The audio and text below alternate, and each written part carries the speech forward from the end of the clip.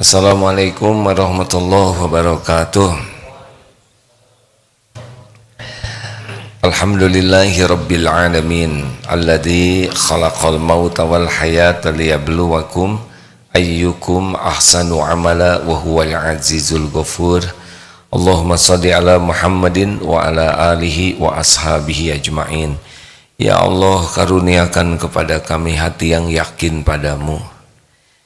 Karuniakan kepada kami nikmatnya menimba ilmumu.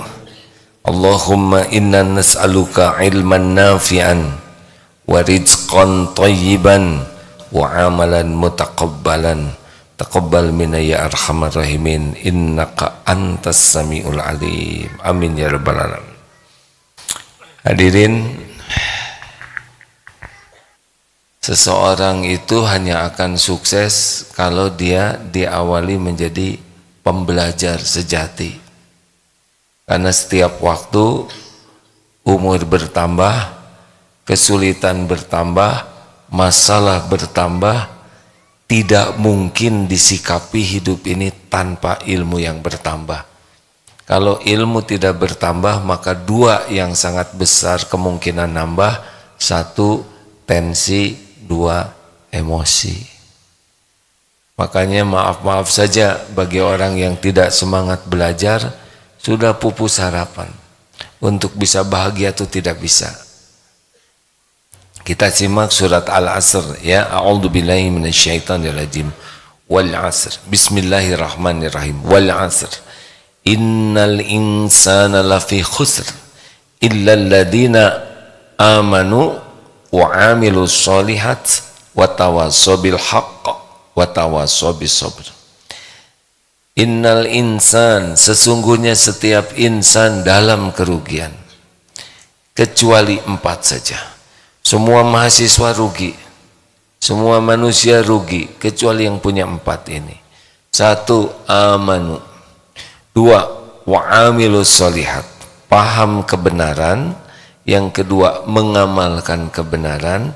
Yang ketiga, mendakwahkan kebenaran, tawassaw bil haqq. Dan yang keempat, saling berwasiat dalam kesabaran. Jadi iman itu ilmu. Tidak ada orang beriman tanpa ilmu. Iman itu artinya berilmu hingga paham kebenaran. Jadi berat sekali hidup orang yang tidak berilmu. Dia tidak akan mengerti. Coba jelaskan dengan baik tentang Mike Tyson. Belum tahu. Kenapa? Karena tidak ada ilmu selain nama Mike Tyson. Benar? Tidak ada. Tapi sobat Mike Tyson akan bicara lebih banyak. Karena dapat informasi lebih banyak. Nah sekarang apa yang terpenting dalam hidup ini adalah mengenal Allah, Tuhan kita, Allah Subhanahu wa Ta'ala. Kalau tidak ada ilmunya, kita tidak kenal Allah. Kita tidak tahu siapa pencipta kita, siapa yang ngurus kita, bumi ini milik siapa. Itu paling fatal dalam hidup ini adalah tidak mengenal Allah. Kalau tidak kenal Allah, kita tidak kenal siapa pelindung kita, penjamin kita, penolong kita. Maka orang yang tidak mengenal Allah, dia akan mengabdi kepada selain Allah. Dan mengabdi kepada selain Allah itu namanya DTA, derita tiada akhir. Karena yang dituhankan itu pasti bukan Tuhan, ya. Coba lihat orang-orang yang menuhankan harta. Karena tidak kenal ke Allah, dia menuhankan harta. Seakan-akan dengan harta dia bahagia, dengan harta dia mulia, dengan harta dia selamat. Ada yang menuhankan jabatan. Lihat sampai sibuk habis-habisan. Kemana ujungnya para pejabat? Kemana? Kemana ujungnya para pejabat? Jawab hadirin. Ujungnya ke kuburan, benar? Antri. Suatu saat lihat museum di luar negeri tentang para raja. Yang ternyata yang awet itu helmnya, pedangnya. rajanya Sep sudah dikubur.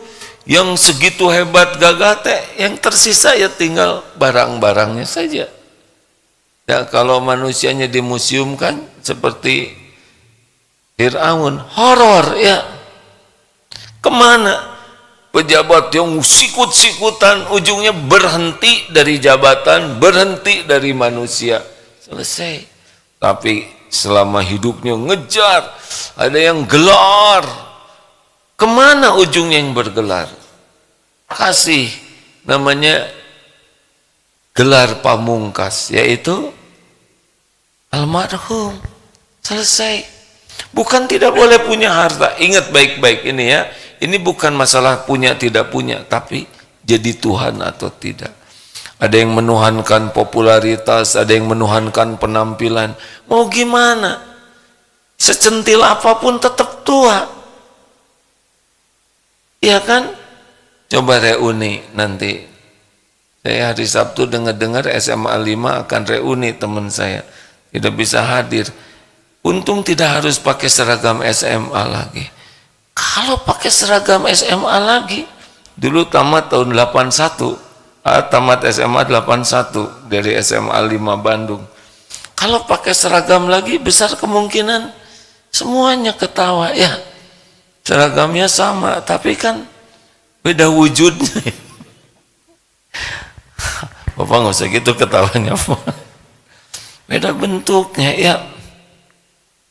Berakhir kegantengan, kecantikan, kegagahan. Pernah di YouTube lihat ada bodybuilder yang begitu gagah, ternyata entah kenapa lumpuh sekarang. Yang segitu gagahnya tuh selesai saja, semuanya berakhir. Makanya kalau kita tidak mengenal Allah, kita akan menuhankan selain Allah. Inilah sumber penderitaan, sumber kehinaan. Maka tidak punya pilihan, harus belajar agama. Karena tidak bisa mengenal Allah dengan pelajaran matematik. Harus agama dulu. Nah, makanya kalau Bapak Ibu, saya ingin anak saya sukses. Sukses itu apa? Harus jelas dulu. Orang kan ingin sukses. Sukses itu apa? Kaya, punya pangkat, jabatan. Sukses itu masuk surga. Itu sukses. Terus apa artinya di dunia gaya sebentar, di akhirat direbus, dikubur, disiksa? Cuman nggak bisa mikir gini kecuali orang beriman. Makanya silahkan mau sekolah dimanapun, mau kuliah dimanapun, yang penting fondasi pertama harus dibangun iman. Karena tidak punya iman kepada Allah, maka dia tidak punya ketenangan. Pasti, ya bukan kira-kira. Kenapa? Karena jalan tenang yang hakiki cuma satu. Ala bidzikrillah tatmainnul qulub. Camkan, hanya dengan mengingat Allah hatimu akan tentram. Jadi kalau ada yang nanya, kenapa ya kok hidup saya gelisah terus? Pasti selain Allah yang mendominasi pikirannya. Pasti itu. Karena kalau sudah kembali ke Allah, fadhkuruni adzkurkum. Allah akan menurunkan tenang. Huwallazi anzalas sakinah fi qulubil mu'minin. Dialah yang menurunkan sakinah di hati orang beriman. Jadi maaf saja ya hadirin, kalau kita sibuk di dunia ini tidak pernah belajar agama, terutama belajar tauhid, mengilmu, mengenal dan mengesahkan Allah, maka kita bakal mengarungi hidup ini berat. Jadi apapun berat. Jelas? Halo? Apa aja sih yang disuka dituhankan oleh orang tuh? Penampilan, nafsu. Itu mau kemana yang menuhankan nafsu? Nafsu itu seperti minum air laut, makin diminum makin haus. Nafsu itu jebakan yang membuat seakan, nauzubillah ya, mungkin pernah lihat itu kemarin tayangan seorang yang, saya mohon maaf ini ya, dia memperkosa, nauzubillah min dzalik. Berapa lama sih kesenangannya? Dan lihat azabnya seperti apa di dunia ini. Katanya yang ditangkap karena perilaku perbuatan tercela seperti itu, di penjaranya saja disiksa rame-rame itu. Belum lagi nanti mati di kuburnya, di akhirat kesenangannya berapa lama? Tidak adalah dunia ini. Nih kalau pengen tahu kesenangan dunia seperti ini, duren, apa tuh kemarin ada ngasih duren engking, siapa? Hah? Oh musangking. Aduh itu duren, ujian keimanan. Tahu sudah makan duren itu 2 buruhul begitu, apa yang terjadi? Asam urat Pak. Sekarang makan durian 1 karung, nanti ada karung yang ketiga ya, dia yang dikarungin. Gak bisa. Es krim enak 1 cup, silakan 1 drum. Jadi nafsu itu dirancang oleh Allah tuh cuma sedikit dan sebentar. Yang lama bahagia tuh syukur. Makanya yang menuhankan nafsu pasti menderita. Nah itu yang pertama. Jadi kalau ingin sukses, belajar kuliah silakan. Gimana kuliah di luar negeri? Mau dalam negeri, luar negeri itu semuanya sama milik Allah. Cuma kalau fondasinya tidak kuat, sudah rontok.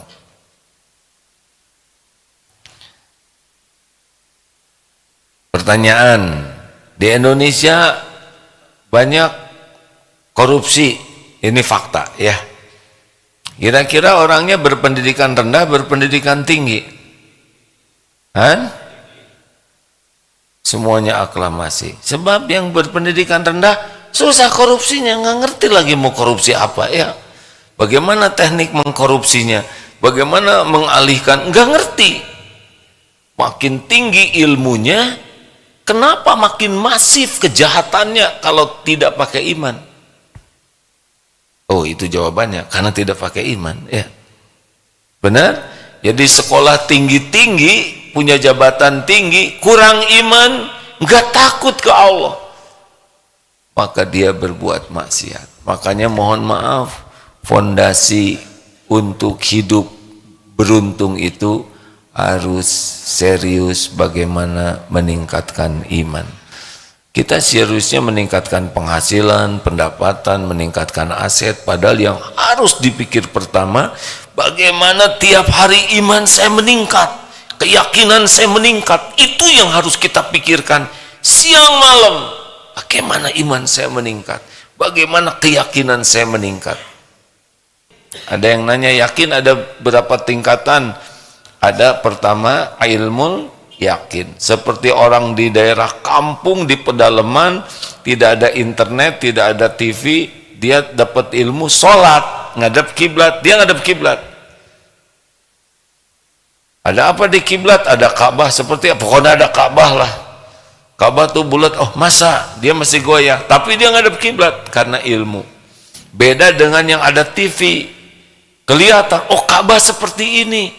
Ka'bah itu kotak hitam, ada bungkus, oh ini begini. Dia dibohongin, Ka'bah itu bulat, nggak mau, udah yakin. Namanya ainul yakin. Beda lagi dengan yang sudah pernah ke tanah suci, sudah tawaf, sudah cium hajar aswad, sudah pernah doa di multajam, itu mantap sekali. Ka'bah tuh katanya bau anggrek atau ngawadul. Dia bisa mantap tidak goyah. Nah begitulah. Inilah harusnya yang paling kita pikirkan, yang paling kita perjuangkan adalah ningkat keyakinan kita dari ilmu yakin, ainul yakin, hakul yakin ke Allah tuh disebutnya muhsinin.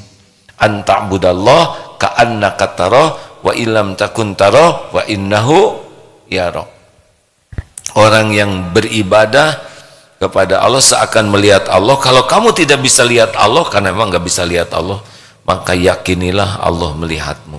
Ini harusnya target utama dalam hidup ini, menjadi ahlul yakin. Karena kalau sudah yakin, udah tenang hidup ini. Menakjubkan, ajaban li amril mu'min, inna amrahu kullahu khair. Sungguh mengagumkan, sungguh menakjubkan Urusan orang yang beriman, semua urusannya jadi kebaikan. Kalau iman udah kuat, apa aja yang terjadi jadi kebaikan. Enggak ada rugi sama sekali dalam hidup ini. Terbunuh sekalipun kalau pakai iman, syahid. Benar? Halo? Jelaskah? Orang banyak mikirin bagaimana uang saya meningkat, aset meningkat, gaji meningkat, karir meningkat. Tapi yang terjadi malah cicilan meningkat. Nah, ini stres. Iman meningkat. Jadi adik-adik para mahasiswa, kalau mahasiswa yang imannya mantap mah ajeg. Makanya usahakan cari lingkungan yang bisa menguatkan iman. Yang pokoknya yang pertama itu doa memang ya. Kalau ingin kuat iman, yang pertama harus dilakukan adalah sesudah yakin bahwa aset pertama iman, maka doa minta iman dikuatkan oleh Allah, karena Allah yang membulak-balik hati. Yang kedua, ilmu. Cari ilmu yang bisa menguatkan iman, yaitu ilmu tentang mengenal Allah, mentauhidkan Allah, ma'rifatullah. Ini wajib. Sebelum belajar apapun, belajar tentang Allah dulu, mengenal nama dan sifat Allah. Kalau tidak kenal ke Allah, maka tidak bisa kita menikmati hidup ini. Tidak bisa, sama sekali tidak bisa. Mau kaya pasti tidak bahagia, pasti itu ya. Bahagianya bahagia semu ya, semu seperti fata morgana, sepertinya akan bahagia, tapi ketika sudah didatangi tidak ada itu bahagia. Nah, carilah ilmunya. Cari tempat pengajian yang bisa membuat kita kenal dengan Allah, yakin ke Allah, dan tahu apa yang diperintahkan dan dilarang Allah. Tidak rumit hadirin. Nah, pembelajar sejati itu cirinya adalah mencari ilmunya tuh ikhlas. Ini para mahasiswa STAI kuliah gak usah kebanyakan mikirin gelar ya. Nah, itu mah belum tentu juga punya gelar ya. Kalau meninggal sebelum wisuda nggak bisa. Makanya bukan gelar tujuannya, tapi kuliah untuk mendekat ke Allah aja. Allah. Jadi amal nantinya. Nah, tujuannya Allah mencari ilmu. Kemudian kata kuncinya adalah sesudah belajar ikhlas dengan sungguh-sungguh, amalkan, ini titiknya. Betapa banyak yang sekolah di sekolah Islam, belajar Islam, tapi kelakuan kok belum kelihatan seperti yang yakin ke Allah, karena kesungguhan mengamalkan ilmunya nggak sebanding. Banyak yang ke pengajian, tapi kegigihan mengamalkan tuh tidak seperti gigihnya datang ke pengajian. Ayo, tidak sedikit yang di sekolah di pesantren Islam ilmunya banyak, tapi amalnya tidak sebanding dengan ilmu yang membanjirinya. Karena yakin itu adalah justru dengan nambahnya amal, bukan hanya nambah ilmu. Coba sekarang sedekah, ingin yakin tidak akan mengurangi harta, sedekah. Nanti kita bisa yakin benar, mana qasad shadaqatun min mal, tidak berkurang harta dengan sedekah. Nah, yakinnya itu bukan karena hanya tahu dalil, tapi karena sedekah. Makanya yang tidak mengamalkan ilmu tidak nambah tuh yakinnya, kurang nambah. Tahu ilmu tahajud, tapi dia tidak tahajud, enggak ngangkat, karena ketika tahajud itu iman bisa meningkat. Halo? Nah, begitu. Terus kedekatan dengan Quran. Nah, Quran itu adalah kalam Allah. Allah memperkenalkan dirinya lewat Al-Quran. Banyak di antara kita yang baca Quran baik-baik, walaupun belum paham itu baik. Ya, baik, niatnya ikhlas itu berpahala. Tapi kalau baca Quran dan mentadaburi artinya, baik lewat terjemahnya, tafsir atau mendengar ceramah, itu penguat iman. Kalau baca Qurannya saja, itu insya Allah dapat pahala. Tapi kalau baca, insya Allah naik juga iman ya kalau ikhlas tuh ya. Tapi yang lebih cepat naik iman itu selain baca Quran, juga berusaha mentadaburi artinya. Karena kalau ngerti beda dengan yang tidak ngerti, betul? Nah, ada satu lagi yang sangat penting di dalam menguatkan iman, yaitu lingkungan. Jadi bergaul ini sangat menentukan kualitas iman kita. Kalau kita bergaul dengan pecinta dunia, kesana keinginan kita. Jadi banyak keinginan. Tapi kalau gaul dengan pecinta akhirat, Masya Allah. Udah tahu belum teman sejati? Kalau mau cari teman, cirinya 3. Kalau ketemu, ingat Allah. Ketemu dengan beliau, ingat Allah. Kalau beliau bicara, nambah ilmu kita. Kalau lihat kehidupannya, jadi ingat akhirat. Nah, itulah teman sejati. Kalau punya teman gimana? Bolehkah kita punya teman artis? Ya boleh. Orang kaya boleh, pejabat boleh. Tapi hati-hati, kalau terlalu dekat dan menggerus keimanan kita, jajar. Tahu jajar? Jaga jarak. Itu baru ngarang, hadirin ya. Jaga jarak, secukupnya saja. Niat kita bergaul adalah untuk tawasobil haq, tawasobil sabr, bukan untuk dapat sesuatu. Kalau gaul dengan yang kaya-kaya terus, kita jadi ngerasa miskin, kurang syukur, dan kita suka ingin diberi. Ini yang bahayanya tuh. Nggak boleh berharap ke makhluk. Kalau punya saudara, punya pangkat jabatan, suka ikut merasa keren. Merasa kita juga jadi pas, udah ditangkap baru aja malu ya. Hati-hati itu. Kalau punya saudara, bukan tidak boleh ya, tapi hati-hati, jangan seakan-akan kita nebeng. Seperti ada yang jemput pakai mobil bagus. Santri teh bahagia dijemput pakai mobil bagus, seakan-akan keren. Padahal setiap yang lain tahu dia nebeng ya, aneh.